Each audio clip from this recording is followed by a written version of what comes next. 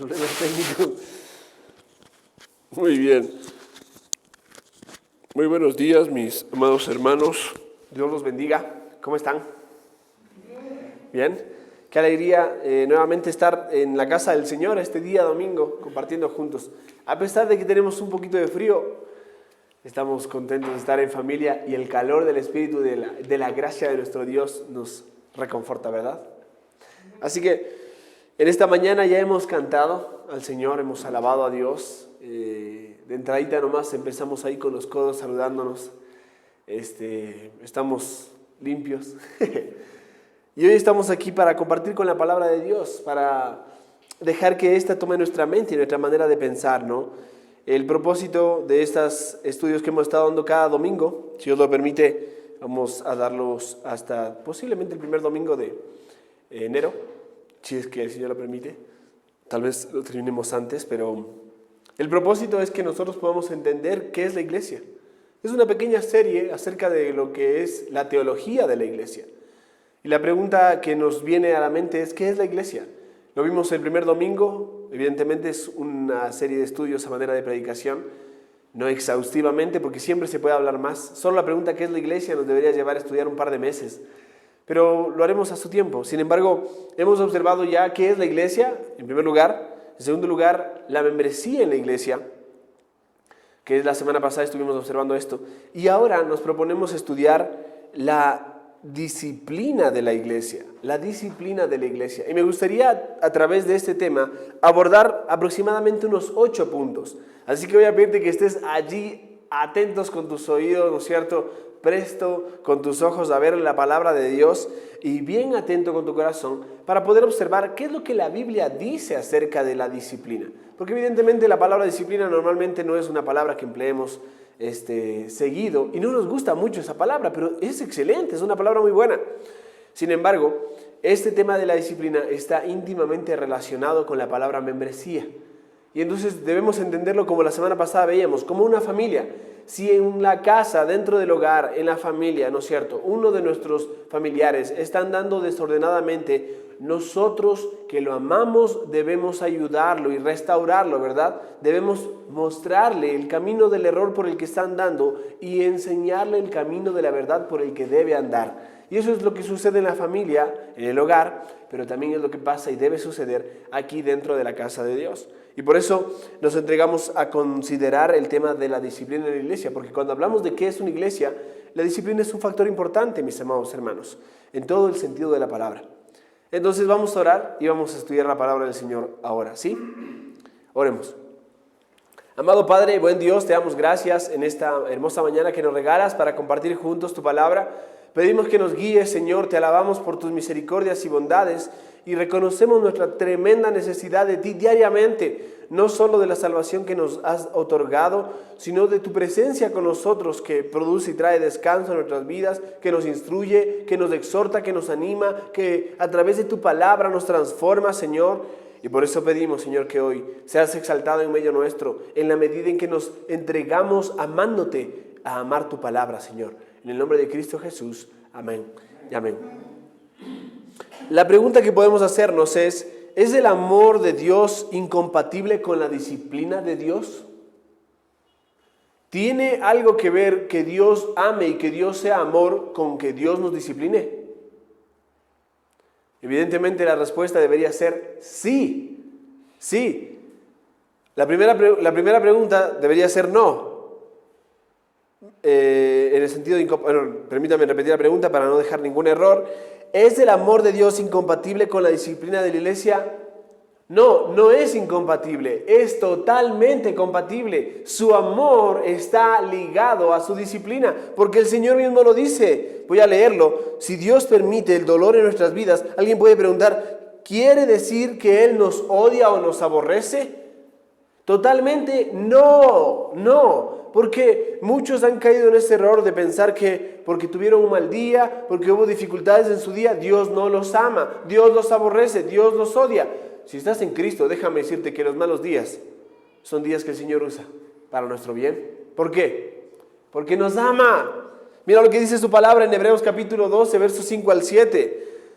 El escritor del libro de Hebreos explica de esta manera y dice en Hebreos 12, capítulo 12, versos 5 al 7, y habéis olvidado la exhortación que como a hijos se os dirige diciendo, hijo mío, no menosprecies la disciplina del Señor, ni como, dice el texto, ni desmayes cuando eres reprendido por Él, porque el Señor al que ama disciplina y azota a todo aquel que recibe por hijo. Si soportáis la disciplina, Dios os trata como a hijos, porque ¿qué hijo es aquel a quien el Padre no disciplina?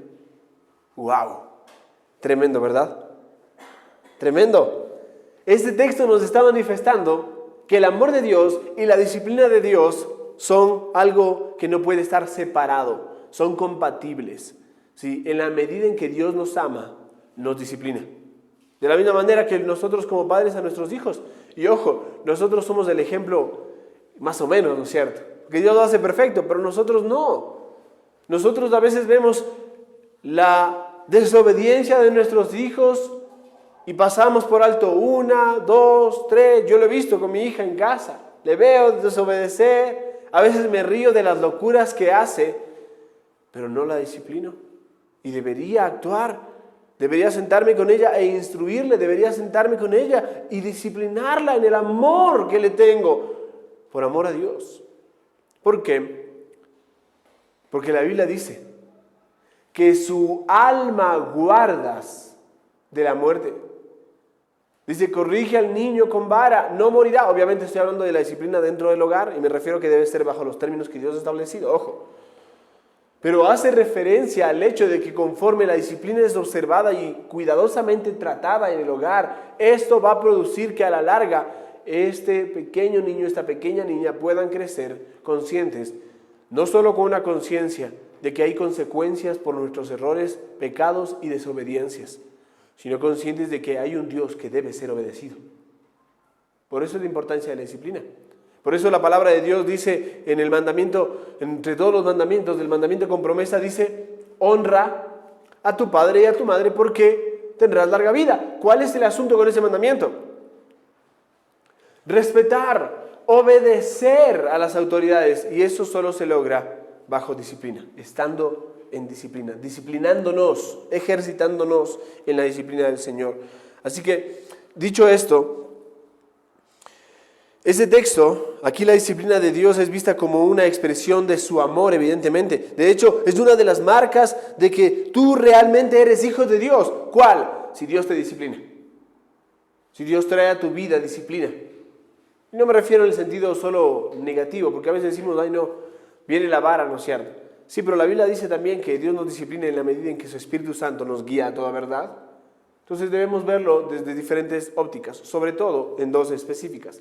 Correctiva, está la correctiva y también está lo que llamamos la disciplina, se fue la palabra, está la disciplina correctiva, evidentemente esta tiene que ver con alguien que ha desobedecido, pero también está la disciplina preventiva y también puede ser llamada formativa, que es la manera en la que nosotros instruimos a nuestros hijos en el camino del bien sin necesidad de corregirlos en el sentido de que han desobedecido, sino para que no desobedezcan. ¿Se entiende?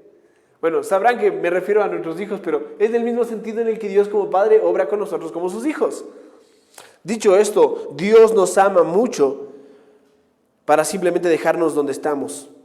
Esto se refleja evidentemente en el Evangelio. A veces nos dejamos llevar por esa frase o esa idea, a veces un tanto, ¿cómo puedo decirlo? Común, de que Dios te ama tal cual y tú eres. Puede ser, pero no te deja tal y cual como tú estás. Ese es el punto. Cuando decimos bienvenido, bienvenido, Dios te ama tal cual y tú como tú eres, puede ser, es verdad, no vamos a negar eso. Dios nos amó antes de que nosotros lo conociéramos y creyéramos en Él. Él nos amó, pero no nos deja como estamos, nos transforma. Su amor no tiene que ver solamente con decirnos que nos ama, sino con una acción directa, en obrar, en actuar. Y entonces debemos comprender este asunto como el Evangelio nos manifiesta. Su amor es un amor santo. Lo que es mejor para nosotros no es conseguir siempre nuestros deseos, sino tener nuestros caminos alineados a los suyos. Lo que Dios hace por nosotros no es satisfacer lo que más queremos, sino alinear nuestros caminos acorde a su voluntad. Debemos entender que en estos casos, como la crianza de los hijos, en la educación y en la formación. Y sin embargo, cuando llegamos al tema de la disciplina en la iglesia, muchos se apresuran, corren a descartar la idea como, no, si vamos a hablar de disciplina, eso es falta de amor, eso es como que Dios no nos ama. Algunos hasta se atreven a decir, no, si hablamos de disciplina estamos hablando de división en la iglesia. No. Y otros dicen, eso es innecesario, no se necesita eso, estamos bien como estamos, nos amamos, nos reunimos, ¿no es cierto?, cantamos, después vamos a nuestras casas, está todo bien, no pasa nada. Pero aquí consideramos que las Escrituras dicen que es necesaria. Nos encanta hablar de la idea de la gracia y de la misericordia de Dios. Nos gusta Jesús como Salvador, pero luchamos con Jesús como Señor. Y es decir, que seguirle significa negarnos a nosotros mismos. Mis amados hermanos, no debemos quedarnos solo con Jesús como Salvador. Antes de ser el Salvador, Él era nuestro Señor. Él es el Señor y Él seguirá siendo el Señor. Y ante nuestro Señor debemos someternos amorosamente por lo que Él ha hecho, evidentemente. Pero sin duda, hay historias reales de disciplina en la iglesia que han sido innecesariamente divisorias y con mucha falta de amor. Sí, debemos admitir, mis amados hermanos, tal vez aquí y tal vez en muchas iglesias se hizo un tratamiento no cuidadoso y no debido de la disciplina para una u otra persona. Y hubo no solo desgarros terribles en el corazón de Cristo dentro de la iglesia, sino consecuencias nefastas, tanto por no darle un tratamiento cuidadoso al pecado, como por manifestarnos como si fuéramos perfectos y como aquel que ha pecado es un ser repugnante. Son maneras en las que no se deben tratar la disciplina. Por eso el pero viene ahora y es, pero en lugar de rechazar la disciplina de la iglesia a causa de los malos ejemplos, tenemos que volvernos de nuevo a la Biblia para tener en cuenta lo que ella dice y no lo que nosotros pensamos o cómo lo han hecho antes o cómo... Porque ha habido casos, amados hermanos, ha habido casos de personas que vienen y dicen, bueno, voy a estar con ustedes, pero bueno, hay términos, ¿no es cierto? Y ponen sus términos. Hay personas que consideran el hecho de la disciplina y dicen, no, pero no quiero que lo hagan como saben hacerlo. Y uno dice, ¿cómo sabemos hacerlo? Porque yo empecé el ministerio hace 5 años, ¿no? No, es que en esta otra iglesia lo hacen así, es que en esta otra iglesia lo hacen así. Y uno dice, bueno, nosotros lo hacemos como la Biblia dice. Porque la Biblia es nuestra norma de fe y de práctica, no lo que nosotros pensamos. Y la Biblia nos llama a ser misericordiosos y compasivos, pero también nos llama a la exhortación, a ser, con verdad y con amor, se corrige el pecado, ¿verdad? Debemos ser conscientes de eso. Así que veamos en primer lugar, yo les dije 8 cosas, ahora vamos a ver la primera. La primera es ¿qué es la disciplina de la iglesia? ¿No es cierto? Porque estoy hablando de la disciplina, pero ¿qué es? Bueno, ¿cuántos de aquí han sido disciplinados por una iglesia antes? Bueno, no van a levantar su mano corriendo, ¿no? Pero doy por sentado de que muchos de los que estamos aquí pertenecemos, si es a una y alguna vez pertenecimos a otra iglesia antes, tal vez no más de eso, ¿no es cierto? En el sentido de que casi que nacimos aquí, ¿verdad? Machachi, tal vez la Gran Comisión abajo, después aquí, Jambelí. A duras penas habremos visitado otra iglesia, pero pertenecido a una iglesia, 1 o 2 máximo. Y después siendo disciplinados, algunos de nosotros tal vez, de una manera cuidadosa o de una manera muy pública, no sé, tal vez, no, simplemente estoy especulando. Pero alguna vez hemos sido disciplinados por una iglesia en ese sentido, puede ser. Tal vez la mayoría no. Y nunca nos ha pasado, así que debemos saber qué significa. ¿De acuerdo? Permíteme explicarte de otra manera o hacerte otra pregunta. ¿Cuántos de aquí alguna vez le han enseñado algo en la iglesia? Yo sé que es una pregunta bastante simple. ¿Alguna vez de los que estamos aquí, alguna vez te han enseñado algo en la iglesia?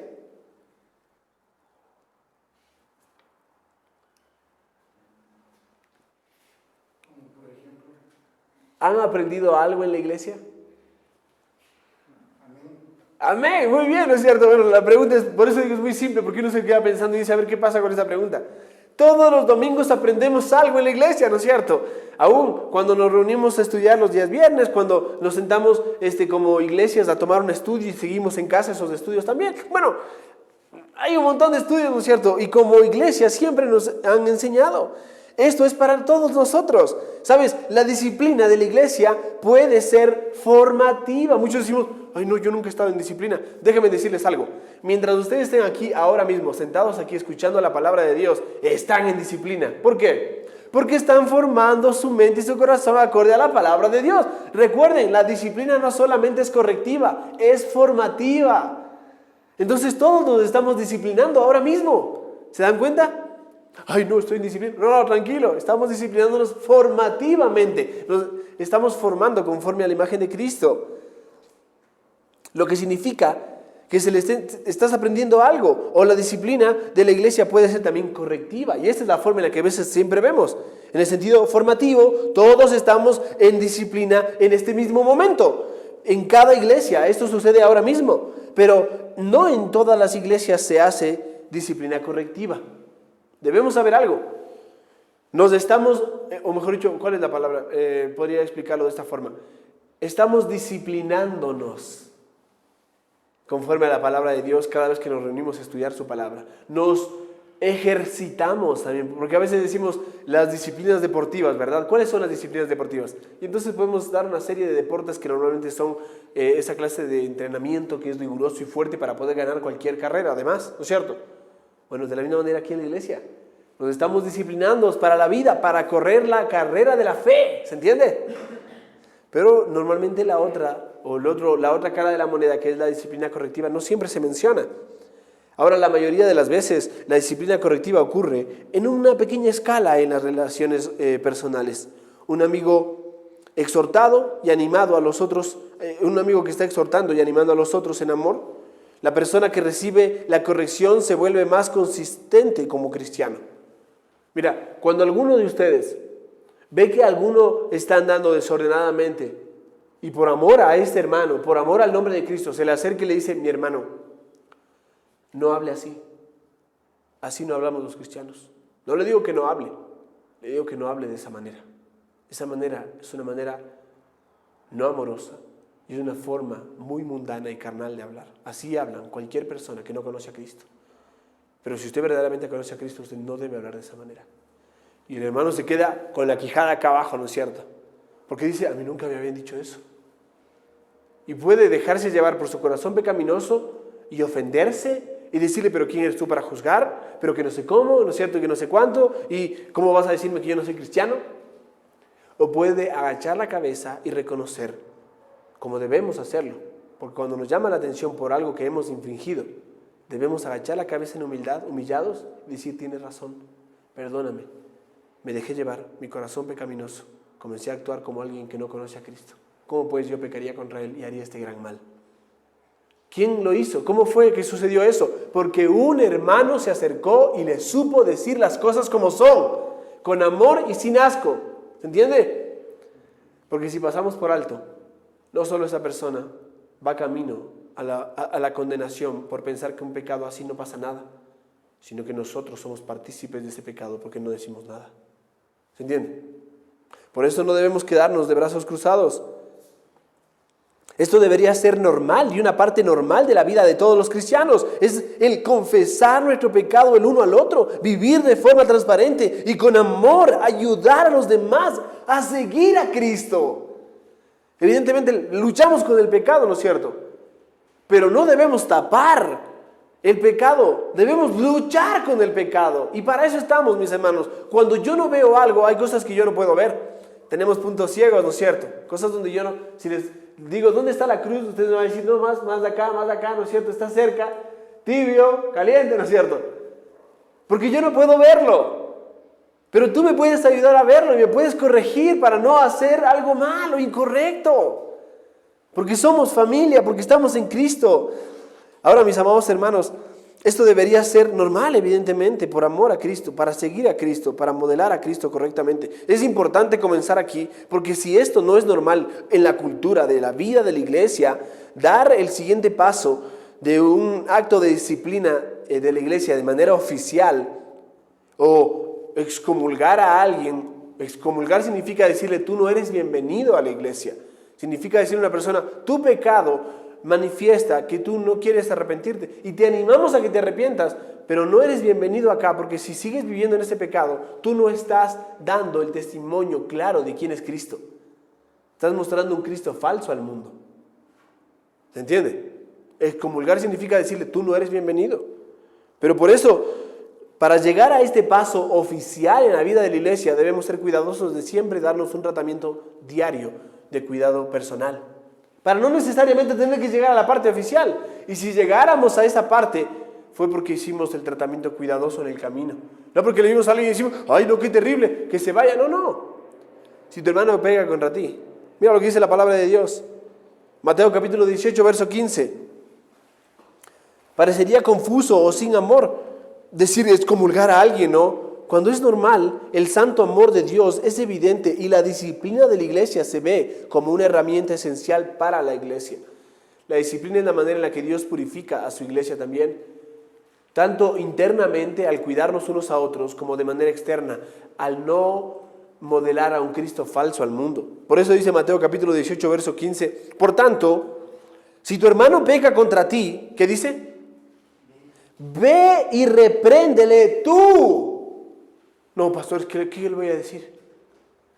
Ve y repréndele tú, estando él y tú solos. Si te oyere, amén, has ganado a tu hermano. ¿Qué significa si te oyere? Puede tener varias connotaciones.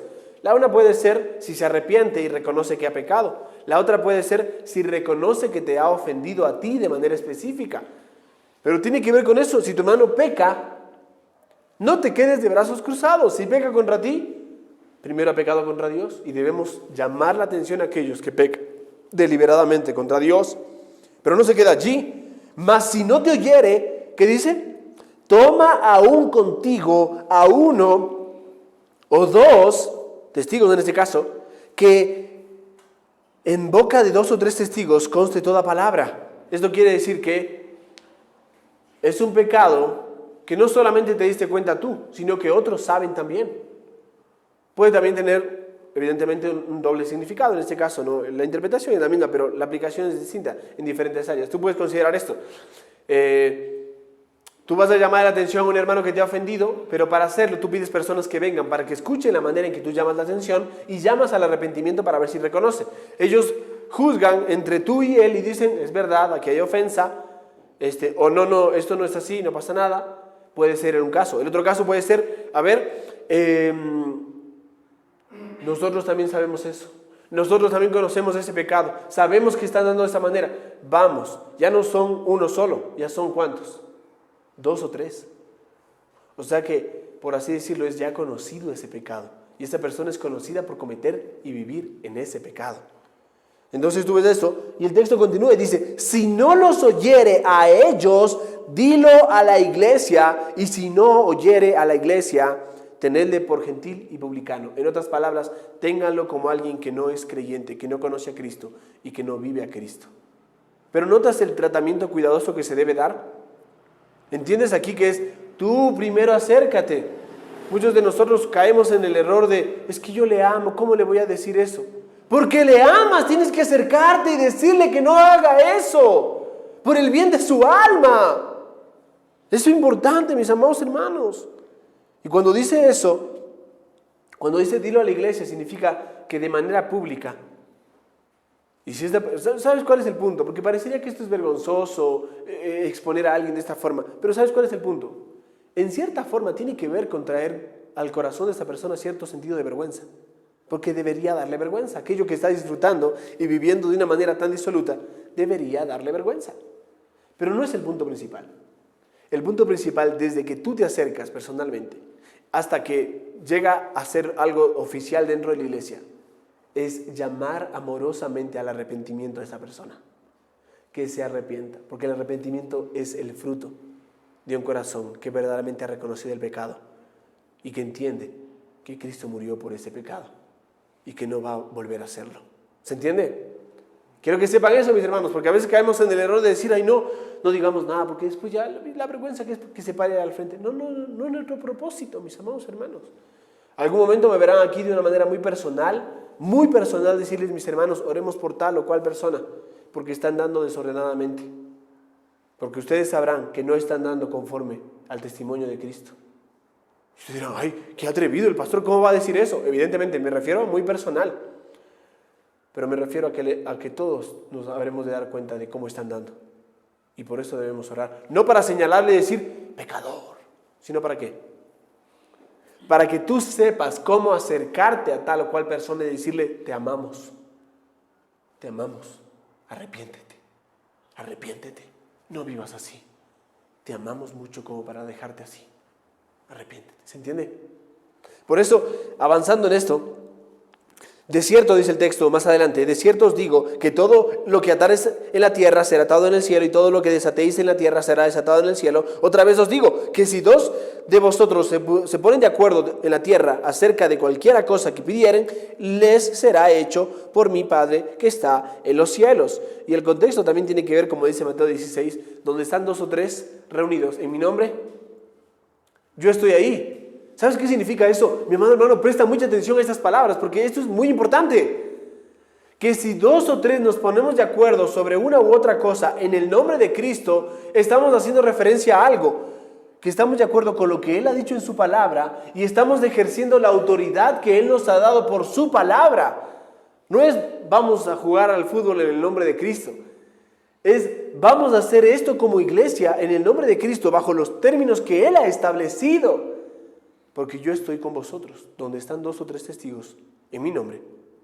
Yo estoy ahí.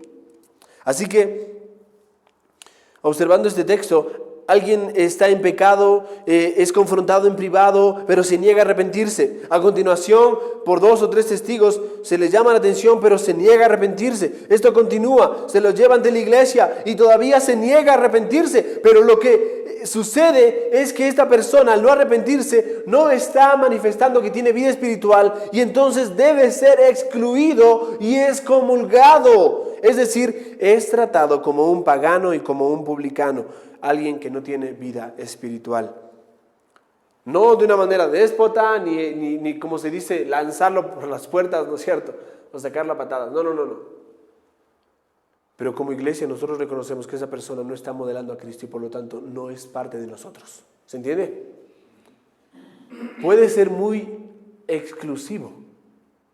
Pero recordemos, el Evangelio es inclusivo para todos, ¿no es cierto? Sin restricción, pero también es exclusivo para todos los que creen solamente.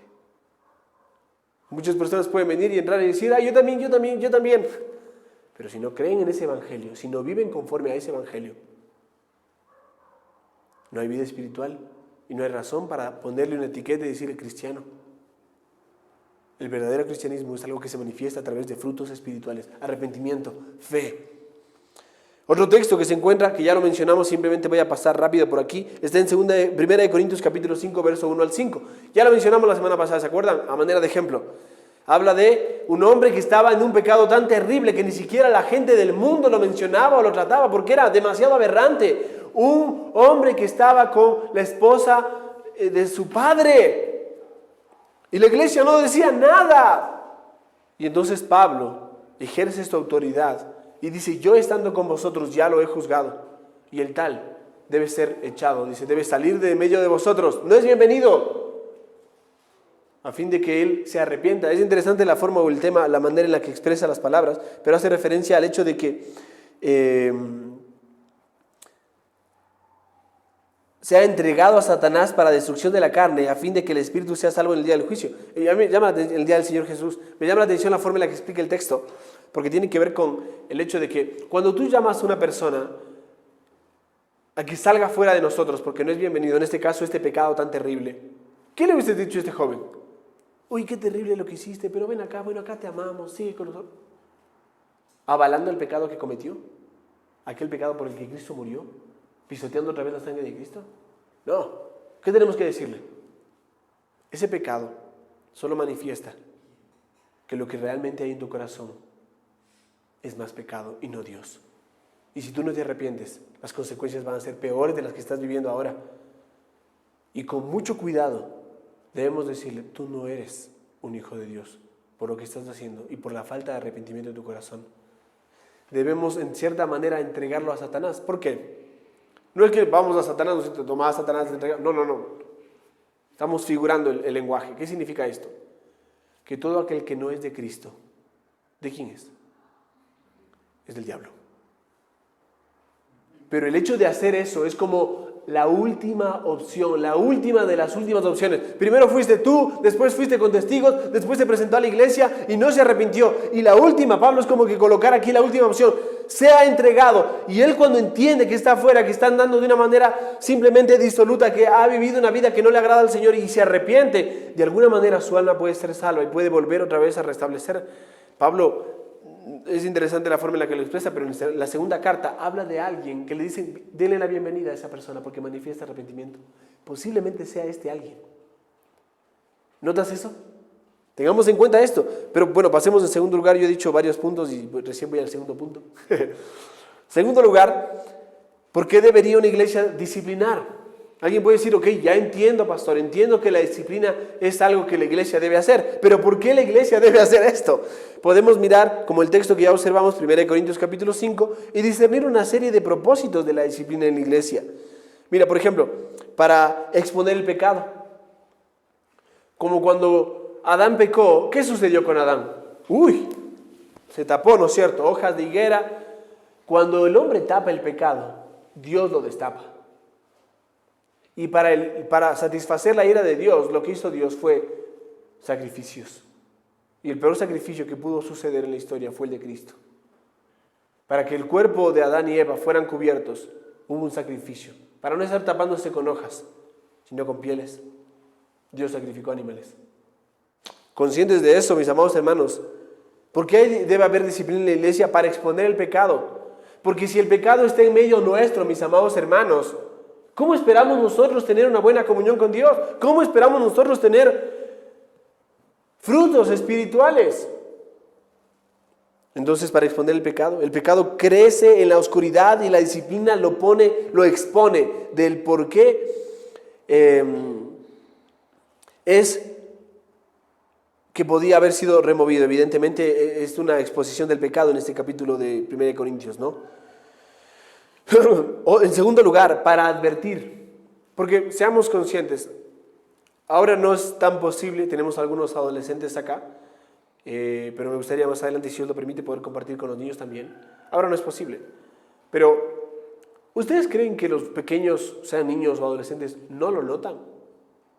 ¿No se dan cuenta de nuestra manera de vivir, de nuestra forma de hablar? Y nosotros, en cierta manera, somos un estándar de cómo ellos piensan, cómo van a vivir. Algunos pueden mirarte y decir, yo quiero ser como el hermano tal. Míralo, siempre amoroso, siempre recto. Nunca le he visto decir una mala palabra. O mira, yo quisiera ser como tal hermano. Tiene una lengua bien floja. Somos un estándar, mis hermanos, para los pequeños. Si nosotros no exponemos el pecado, no estamos advirtiendo a los más jóvenes las consecuencias de lo que puede suceder. Quiero que seamos conscientes de eso. Por eso aún en la disciplina de los niños, ¿qué le decimos? No metas los dedos en el enchufe porque te vas a agarrar un corrientazo y te va a doler. Y posiblemente eso te puede matar. Pero él no entiende o ella no entiende qué puede ser matar. Y entonces, para evitar eso, después de ver una o dos interacciones donde notamos que su corazón se dispone a hacer eso, a pesar de que le decimos que no, debemos corregirlo. Corregirlo significa usar la vara. Para que entienda algo, que si él mete los dedos en ese lugar o ella mete los dedos en ese lugar, va a haber vara. ¿Por qué? Porque es preferible que le duele un poco con la vara a que tenga consecuencias terribles por haber hecho algo así. ¿Se entiende? Advertir. La iglesia no hace público la ira de Dios hacia el pecador, sino que actúa como una imagen, aunque tenue, del juicio de Dios y le advierte al pecador del juicio que viene. Del juicio que viene. Pero en tercer lugar, para salvar también. Para salvar. Por eso dice, corrige al niño con vara, no morirá. Su alma libras del Seol. Puede salvarlo. Evidentemente notarán que estoy muy entrelazando la disciplina en el hogar con la disciplina en la iglesia, porque es la misma paternidad, el ejemplo del Padre Eterno es el más evidente acerca de cómo debemos disciplinar a nuestros hijos y cómo debemos disciplinar como creyentes unos a otros dentro de la iglesia.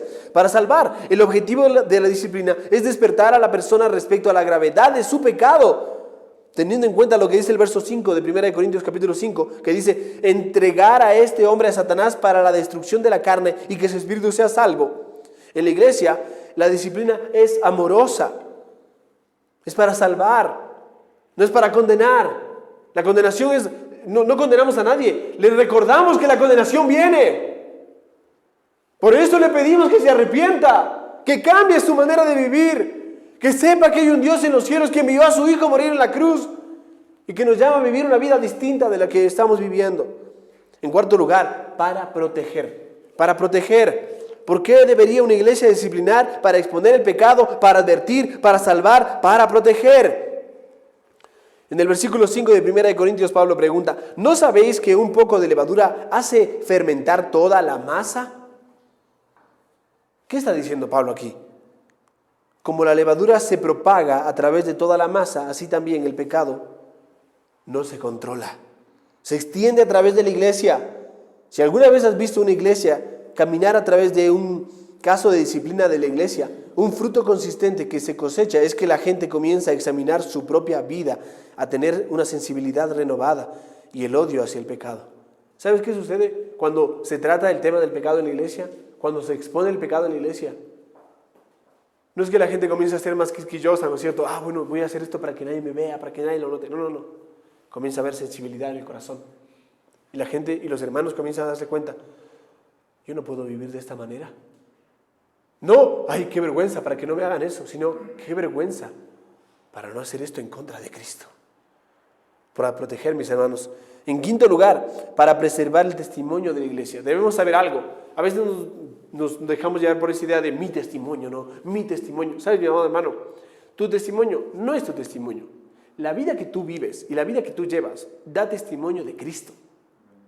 Y da testimonio de Cristo, de la vida de Cristo. Entonces, cuando tú ves a alguien que está andando desordenadamente, no es su testimonio o su reputación. No, es Cristo el que está siendo manchado. Es la iglesia de Cristo contra la que se está hablando mal. ¿Se entiende? Es por amor a la iglesia. Es por amor a Cristo. Para preservar el testimonio de la iglesia. En tercer lugar, ya en los puntos principales, acabo de mencionar que debería, ¿por qué debería una iglesia disciplinar? ¿Y por qué? Para exponer el pecado, para advertir, para salvar, para proteger y para preservar el testimonio de la iglesia. Ahora, en tercer lugar, ¿qué pecados requieren la disciplina de la iglesia? Es una pregunta interesante, ¿no? ¿Alguien puede decir, mentí? 20 años de disciplina. No. Alguien puede decir, robé un banco. Bueno, aquí tenemos un problema, ¿no? Eso ya no es, ese no es Robin Hood. Es decir, robé un banco, quiero dejarlo frente acá. No. Ahí tenemos que darle un tratamiento distinto. Por eso la pregunta es, ¿qué pecados requieren la disciplina de la iglesia? Bueno, en lugar de hacer una lista de pecados que son disciplinables y los que no lo son, cuidadosamente, es mejor acercarse a este tema tratando principios desde la Escritura que nos guíen. Como ya observamos en 1 Corintios capítulo 5, Pablo llama a la iglesia a hacer un juicio basándose en la evidencia. Y alguien puede decir, pero mi pastor, ¿cómo puede decir eso? Si la Biblia dice, no juzguéis. Y déjenme decirles con mucha vergüenza y con mucha sensibilidad, es terrible ver cómo muchos toman ese texto fuera de contexto. Porque lo que Cristo está haciendo en ese texto no es decirnos que no juzguemos, sino cómo debemos juzgar. Pero pastor, el texto dice claramente, no juzguéis. Sí, pero el contexto dice claramente, no juzguéis para que no seáis juzgados. Porque con la misma vara con que medís os será medido. ¿Y qué significa eso? Que debemos vivir bajo los estándares correctos para poder juzgar de manera adecuada. No sea que una vez que habremos juzgado, alguien venga y nos juzgue a nosotros con la misma vara que nosotros establecimos y terminemos peor. Para emitir un juicio nosotros debemos estar en un estado adecuado delante del Señor. Y un juicio correcto porque no somos jueces en este mundo, pero sí debemos juzgarnos a nosotros aquí adentro, porque si nosotros no nos juzgamos, el mundo nos va a juzgar. ¿Y qué va a decir de nosotros? Miren cómo andan, miren cómo viven, miren cómo hablan. Y el mundo nos va a juzgar. ¿Y qué testimonio de Cristo va a haber en este lugar? Es importante saber cómo juzgarnos y juzgarnos correctamente. Y que el juicio no sea como jueces severos, sino como padres amorosos. ¿Se entiende? Ahora, mis hermanos, ¿qué pecado requieren? Bueno, hemos visto este texto. Mientras que Dios ve y conoce todas las cosas, incluidos los motivos de nuestro corazón, nosotros estamos limitados en nuestras perspectivas, no podemos verlo todo. Como resultado, las Escrituras nos hablan de mirar el futuro como exterior de la vida de alguien. Pero la evaluación no es de tipo omnisciente, no es yo sé lo que estás pensando, no, yo no sé lo que estás pensando. Cuando ves a alguien que está actuando y evidencia pecados como mentira, como engaño, como robo, tú vas y le dices, esto no es correcto, pero tú no puedes, tú no eres omnisciente y yo tampoco, y no podemos atrevernos a decir, no, yo sé lo que usted está pensando, si no hay evidencias, porque nosotros no podemos leer la mente, ¿no es cierto? Dios sí, nosotros no. Pensando en eso, en ese tema de las evidencias, ¿no? Como resultado, una iglesia debe disciplinar a los pecados que son externos y visibles, serios y sin arrepentimiento, porque por sus frutos los conoceréis. Muchas personas pueden pecar muchísimo acá y no se nota, ¿no es cierto? Si pecas mucho en la mente, la gente va a decir, no, si anda correctamente, mira cómo anda, si canta durísimo. Pero el asunto no es ese. Cuando se evidencia, porque a la final todo sale a la luz, cuando se evidencia ese pecado, bueno, la iglesia debe dar el tratamiento adecuado. Y entonces permíteme darte algunos puntos rápidamente también. ¿Qué pecados requieren la disciplina de la iglesia? ¿Cómo debemos actuar allí? Bueno, los pecados externos y visibles. Aquellos pecados que se ven, ¿sí? Que se notan, que se escuchan. No pecados que se perciben solamente porque estoy leyéndole la mente a alguien, porque eso no pasa. Nadie puede leer la mente de la gente, solo Dios. Solo Dios puede ver las intenciones del corazón. Así que una iglesia no debe disciplinar a alguien cada vez que sospecha que es orgullo o codicia. Mi hermano, a mí me parece que usted está codiciando. ¿Por qué? No sé, me parece. Así que le vamos a disciplinar. No, ¿qué sentido tiene? No podemos suponer. Debemos cuidarnos de eso. Al juzgar debemos ser capaces de ver o escuchar, aunque sea parcialmente. Por eso Jesús llama a que se dé por boca de 2 o 3 testigos. Yo puedo ver un hermano, ¿no es cierto?, que hizo algo raro. Y decir, ¿qué será? Y me acerco y le digo, mi hermano, ¿cómo está? Como claro, yo no puedo emitir un juicio directo porque simplemente vi que pasó algo extraño, pero no sé qué pasó. Me dice, bien, mi hermano, tuve un mal día ayer y me pasó esto y esto otro y por eso hoy tuve que hacer esto. Ah, qué bueno que es preguntar, ¿no es cierto? Porque yo llego y puedo decirle, mi hermano, ¿cómo puede ser posible que haya hecho esto? Y ¿qué pasó? ¿Me entiende? Y simplemente ni siquiera menciono el qué, porque a veces nos dejamos llevar por las apariencias. Es importante ver que sea algo externo y visible. En segundo lugar, algo grave. Cuando es algo grave, nosotros tenemos que actuar. Es necesario que haya un lugar en la vida de la iglesia en la que el amor cubra multitud de transgresiones, evidentemente. Eso no es para rebajar el pecado, sino reconocer que hay lugar para la compasión y soporte de unos con otros en la medida en que tratamos de seguir a Cristo. O sea, cuando pasa algún pecado, el amor cubrirá multitud de pecados, no para tapar y decir no pasa nada, sino que por amor nos acercamos y buscamos tratar ese pecado, mis amados hermanos. Cuando pasa algo grave en la iglesia, no podemos decir no pasa nada. Sobre todo cuando aparecen estos pecados que son escandalosos, porque hay pecados que parecerían que son espectaculares, ¿no es cierto? Pecados que la gente dice, ay, qué respetable. Orgullo, por ejemplo. La gente respeta eso. Es un pecado terrible, un pecado que te puede llevar al infierno. Pero la gente respeta el orgullo. Ah, pero cuando hablamos de adulterio, nos asustamos, ¿no? Ay, decimos, ay, no, qué terrible. Que no me pase a mí, ¿no? Hasta nos santiguamos. Y nos dejamos llevar por esto. ¿Es grave? Sí, es grave. ¿Cómo le damos tratamiento a ese pecado? Como ya lo hemos mencionado, con amor. Porque aunque son pecados graves, no hay pecadotes y pecaditos. Para Dios todos son pecados, deben ser juzgados. Otro también es cuando no hay arrepentimiento. Cuando no hay arrepentimiento, ¿no es cierto? Una persona puede venir y tener un pecado de orgullo. Y ser muy orgullosa. Vamos a poner un ejemplo, porque a veces solo caemos en los pecados que son grandotes, como decimos. Una persona puede ser muy orgullosa y sentarse aquí orgulloso, ¿no es cierto? Y cantar orgulloso y escuchar la palabra orgulloso y evidenciar su orgullo tanto que vive diciendo es que yo doy, mi hermano. Es que yo vengo a la iglesia. Si yo no vengo a la iglesia no viene nadie. Es que yo no sé cuándo, es que yo no sé cómo. Y se llena de yo. Está tan lleno de sí mismo que no hay lugar para Cristo.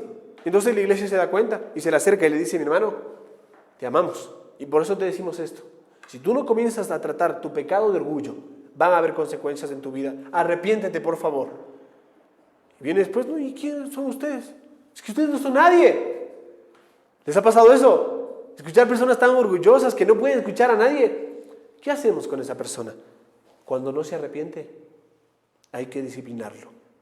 ¿Se entiende? Por eso, mis amados hermanos, Jesús expone en Mateo capítulo 18 que cuando una persona que profesa a Cristo, pero se niega a dejar de lado su pecado, somos responsables de la disciplina de la iglesia. Sea o no que la persona esté arrepentida, es lo que la iglesia necesita hacer para tratar de determinar que yace en el corazón en cuestión. O sea, a veces nosotros pasamos por alto solo el hecho del arrepentimiento, ¿no? Pero cuando una persona está andando en un pecado y esa persona no manifiesta frutos de arrepentimiento, entonces esa persona no está modelando a Cristo y debemos animarlo a arrepentirse. Pero si no se arrepiente, no hay razón para apapacharlo. Decirle, no, dale nomás. Es como acercarnos al hijo pródigo en su inmundicia, comiendo con la comida de los cerdos y decirle, ya va a pasar. No, hasta que él no se dé cuenta que está comiendo con cerdos y no entienda que en la casa de su padre hay pan caliente, hay una cama donde dormir y hay un padre que lo ama, no se va a levantar de ahí. ¿Notan eso? A veces caemos en el error de ser más misericordiosos que Dios. Debemos ser misericordiosos y amorosos, pero no pasar por alto el pecado porque Dios no lo hace. ¿Se entiende? Avanzando por causa del tiempo que no espera a nadie. En cuarto lugar, ¿qué debería guiar el proceso? ¿Cuál debe ser nuestro trabajo? Bueno, el proceso se debe observar en 4 puntos. Notarán que estoy dando muchos puntos, ¿verdad? Yo les voy a imprimir este material y les voy a entregar cosas que no digan, no, es que habló muy rápido el pastor, yo no lo entendí. No, van a tener todos el material. ¿Qué debería guiar el proceso? En primer lugar, el proceso debe incluir al menos el menor número posible de personas. Es algo muy personal, sumamente personal. Y debemos ser cuidadosos de no traer y decir, ay, no, mire, ¿sabe qué tal persona hizo esto? No, el menor número de personas posible.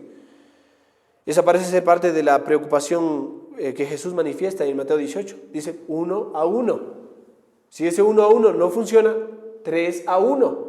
Pero no dice 20 a 1, ¿no es cierto? Ni 30 a 1, no. El menor número de personas, en orden. Así que hay momentos en los que la naturaleza de la iglesia, el pecado, exige una respuesta más pública, pero donde eso es innecesario, se involucra únicamente a los necesarios en el proceso de protección del testimonio de Cristo en la iglesia y el bienestar de la persona también. Por ejemplo, ha habido casos, y a mí me da gracia, me da gozo, mejor dicho, es la palabra, porque ha habido lindos frutos. Cuando ha habido casos donde un hermano se me acerca y me dice, pastor, quiero hablar con usted. Yo digo, charlemos, ven a la oficina. Entramos a la oficina y comienza a compartirme cosas de su vida. Tenemos un tiempo de consejería y cuando menos me doy cuenta, la persona está confesando pecados. Esta persona viene en arrepentimiento porque se manifiesta a través no solo de su forma de hablar, sino de su corazón contrito y humillado. Y confiesa pecados. Yo le digo, tu pecado es terrible. Vamos a empezar un proceso de disciplina. Alguien podría decir, ¿pero por qué, pastor, si ya se arrepintió? Bueno, la disciplina, recuerda, tiene la connotación positiva, formativa, y la connotación, por así decirlo, negativa, que no sé por qué, correctiva. Esta persona ya ha confesado su pecado, un pecado que cometió, está en arrepentimiento. ¿Qué necesita? Restauración. Ahí está también una parte clave de la disciplina, restauración. Por eso debe ser el menor número. No es que me dices, ay, qué terrible lo que me dices. Bueno, voy a decirle a la iglesia, no, ya vengo. No. 1-1. Si tu hermano te oye, has ganado a tu hermano. Y ha habido tan buenos momentos en la oficina. A veces en el cuerpo pastoral, porque nos hemos tenido que sentar con el cuerpo pastoral a tratar a algunos hermanos en este caso. En segundo lugar, los líderes de la iglesia deben dirigir el proceso. Los líderes de la iglesia deben dirigir el proceso. ¿Por qué? Porque Gálatas 1:6 lo menciona de esta manera. El texto dice, si alguno es sorprendido en alguna falta, ustedes que son espirituales deben restaurarlo. Ahora, mis hermanos, perdón si esto suena extraño. No me refiero, o no digo que la Biblia manifieste que los líderes somos más espirituales que otros. Vayan a decir, no, ay, pastor, qué bestia. Ya está santificado, no, perfecto, él nunca peca. No, pecamos. Somos débiles, tenemos corazones que luchan con el pecado y cuanto más conscientes del pecado somos, más nos sentimos pecadores y más luchamos con el pecado. Pero mis amados hermanos, por algo el Señor colocó líderes en las iglesias. No los colocó allí porque hablen bonito. Dios llama a través de una lista y una serie de requisitos muy importantes, morales, a los hombres a servir en las iglesias, a las mujeres también. En diferentes áreas y ministerios, ¿no? A los hombres de manera específica, no a todos, pero en alguna área específica puede ser el pastorado, ¿no? Pero cuando hay hombres espirituales en la iglesia, personas espirituales, esas personas deben actuar. Y mayormente, ¿quiénes son estas personas?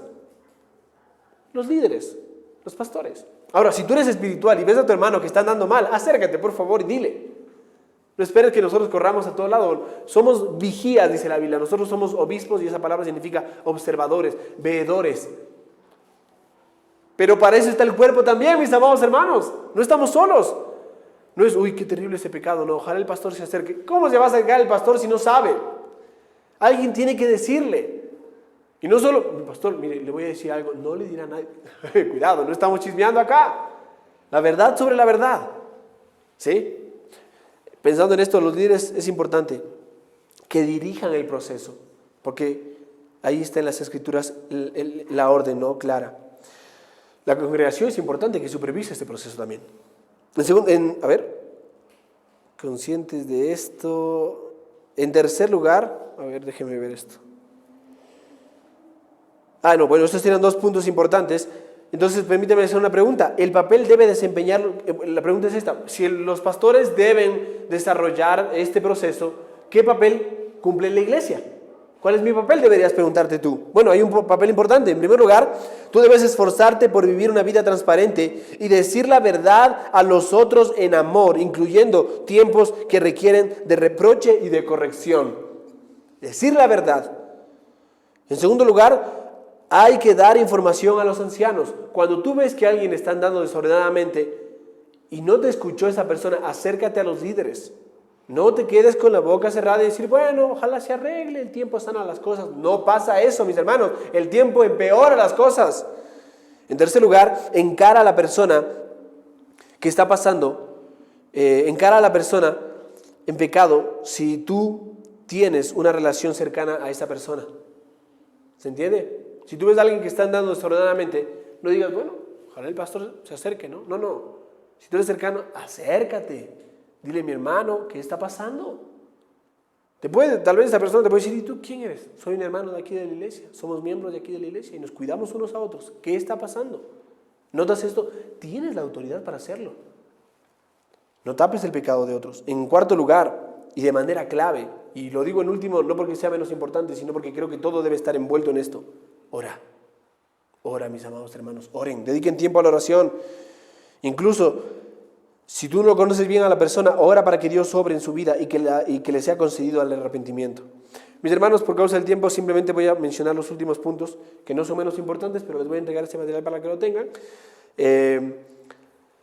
Evidentemente, la pregunta en quinto lugar, en los puntos principales, es ¿cuán rápido debemos actuar? Y la respuesta debe ser lo más rápido posible, ¿no es cierto? Evidentemente, con cuidado. No tiene que ver esto como, por ejemplo, los corintios, que dijeron, no pasa nada, pasó el tiempo y hasta el mundo sabía de ese pecado y nadie decía nada. Bueno, no debemos quedarnos callados. Pero sí es bueno observar bien, ¿no es cierto? No suponer, no caer en la suposición. Debemos actuar pronto. Un ejemplo se encuentra en Tito 3:10 que dice, en cuanto a la persona que siembra división, después de advertirle una vez, luego de 2 veces, no tiene nada más que hacer con él. Deben retirarlo.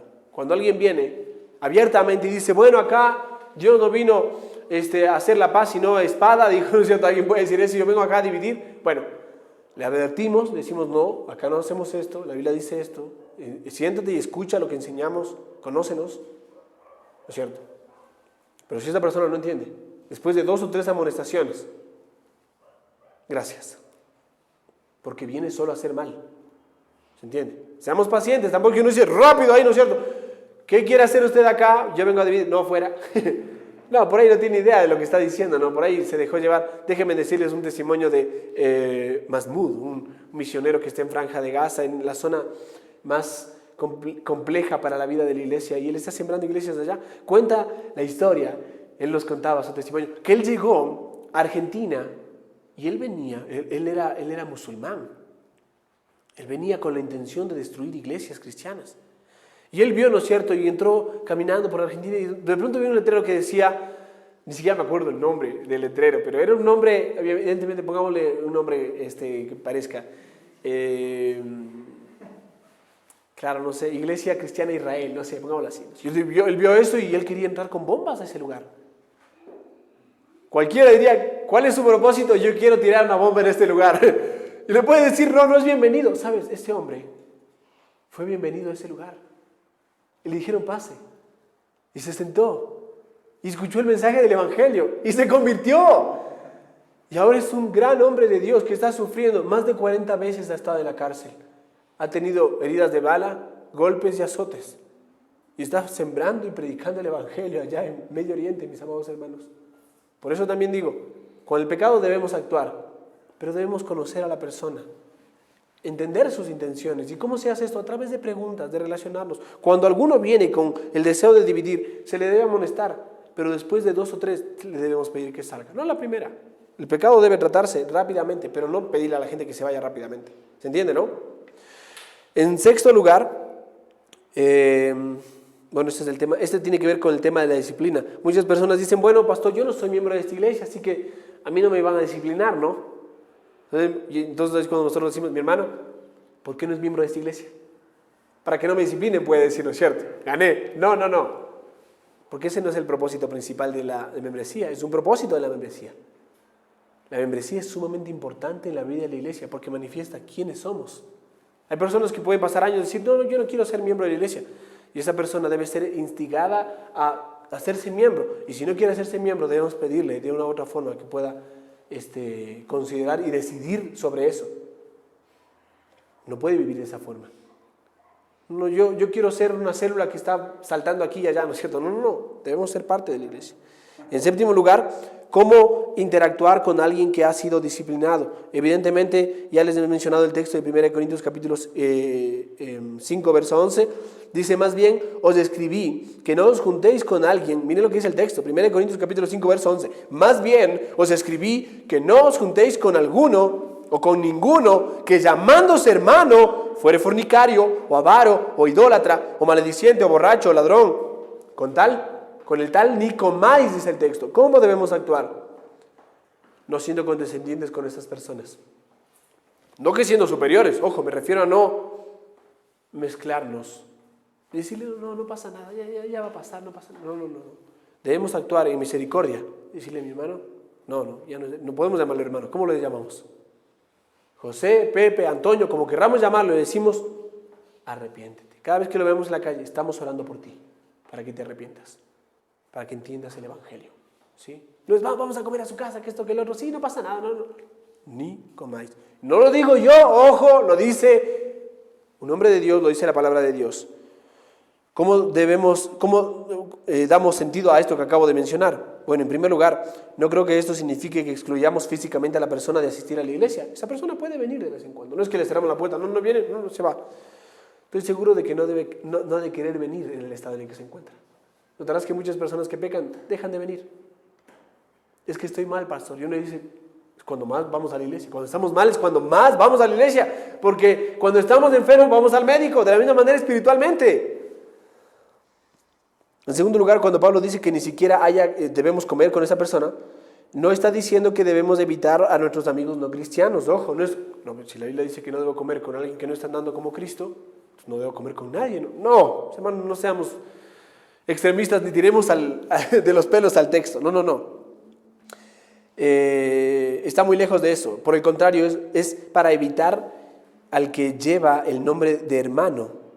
y está en pecado sin arrepentirse. O sea, el asunto es este: si alguno llamándose hermano vive como alguien que no es creyente, debemos evitarlo, porque esta persona está viviendo en un engaño y no debemos ayudarle a su engaño, sino decirle: mi hermano, no, ya vuelvo a repetir, no mi hermano. Seamos cuidadosos con eso. En tercer lugar, ¿qué pasa si la persona excomulgada es un miembro de la familia? No creo que las palabras de Pablo se apliquen en esa situación. Al igual que Pedro y Pablo tienen una categoría para vivir con un... al igual que Pedro y Pablo tienen una categoría para vivir con un cónyuge no creyente. Una comida compartida con su cónyuge no tiene la misma implicación de una comida compartida entre amigos. ¿Cuál es el asunto con esto? No es, pero era miembro de la familia y ahora ya no lo invitamos. No, sí, puede seguir comiendo. Si no, ha habido casos en la iglesia, y hay casos donde vienen los dos a Cristo, pero solo ella se convierte y él no. Y uno dice: ¿y ahora qué hago? No como con él. Es tu esposo. Aunque no es creyente, tú debes someterte a él bíblicamente en el Señor. Con tu testimonio puedes ganarlo. ¿Se entiende, no? Y en último lugar, y ya simplemente cerrando porque el tiempo me ha ganado hoy, me he pasado, estamos en una hora de estudio ya. ¿Cuándo y cómo restauramos a una persona en disciplina? Bueno, del mismo modo que la disciplina debe tener lugar cuando la característica de la falta de arrepentimiento se puede determinar. O sea, si cuando vemos a una persona que no se arrepiente, bueno, viene la disciplina. La restauración debe ocurrir tan pronto como la característica de arrepentimiento se pueda determinar. Recuerdan lo que dije hace un momento, ¿no? Creo que ya lo mencioné. Cuando una persona realmente manifiesta arrepentimiento, debe haber disciplina. Pero esa disciplina tiene que ver con restauración. ¿Se entiende, no? Ese es el punto, el proceso debido. El tiempo que tarde va a variar de una situación a otra, pero cuando se determina, la iglesia debe restaurar a la persona y perdonar, sin hablar de libertad vigilada o de ciudadanía de segunda clase. No, bueno, sí, vas a ser parte de nosotros, pero vas a ser un miembro así. No. Puede ser restaurado completamente, ¿no? Es parecido a lo que dice Pablo en 2 Corintios capítulo 2, versos 5 al 11. 2 Corintios 2 dice: pero si alguno me ha causado tristeza, no me la ha causado a mí solo, sino en cierto modo, por no exagerar, a todos vosotros. Le basta a tal persona esta reprensión hecha por muchos, así que al contrario, vosotros más bien debéis perdonarle y consolarle para que no sea consumido por demasiada tristeza. Es lo que Pablo dice cuando alguien se arrepiente. Restaurémoslo, perdonémoslo, démosle la bienvenida. Y en el verso 11 específicamente dice: si algo he perdonado, por vosotros lo ha hecho en presencia de Cristo. Si algo ha perdonado, pero para que Satanás no gane ventaja alguna sobre nosotros, pues no ignoramos sus maquinaciones. El verso 11 es muy instructivo, ¿verdad? Hay momentos en que ya sea individualmente o colectivamente, el perdón puede ser costoso y difícil. Pero Pablo alienta al perdón, no solo porque hemos sido perdonados nosotros, sino además debido a que no quiere que nosotros seamos objeto de la burla de Satanás, porque no ignoramos sus maquinaciones. Con la falta del perdón, la amargura, la ira y la división vendría en camino si no lo hacemos. Bueno, mis amados hermanos, oremos. Padre, gracias por tu palabra, Señor. Te pedimos que la bendigas y que bendigas nuestras vidas a través de ella. Que podamos ser conscientes de este asunto de la disciplina, que no es algo secundario, sino sumamente necesario en la vida de la iglesia. Es este medio, Señor, que tú empleas y usas para cuidar a tu iglesia, de reflejar correctamente a Cristo, Señor, por medio de la disciplina que se debe desarrollar dentro de la membresía de la iglesia, Señor. Te alabamos hoy, te pedimos que nos guarde de toda especie de mal. A ti sea la gloria en Cristo Jesús. Amén y amén.